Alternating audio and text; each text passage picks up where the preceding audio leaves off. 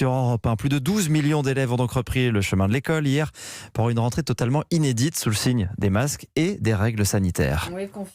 Oui, confinement oblige, certains collégiens et lycéens n'étaient pas retournés en cours depuis presque 6 mois. Dès le premier jour, les professeurs ont déjà remarqué des tendances de fond, difficulté à se concentrer, manque de motivation. Reportage de Victor Delande dans un établissement parisien du 13e arrondissement.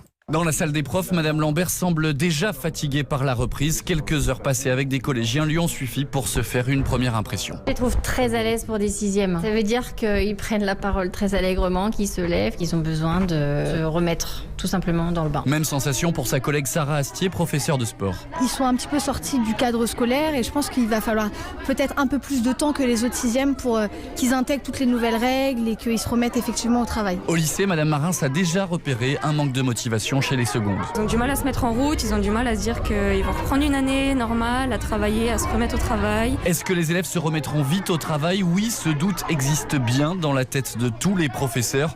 Mathieu Seguin, proviseur adjoint, veut rapidement faire un état des lieux des lacunes des collégiens et lycéens. On a quand même de toute façon nécessité de faire un point et une évaluation diagnostique de qui nous avons en face de nous et de leur disposition à travailler cette année. Et il ajoute qu'il faudra quand même attendre plusieurs semaines avant de connaître précisément quel pourcentage d'élèves a décroché pendant la crise.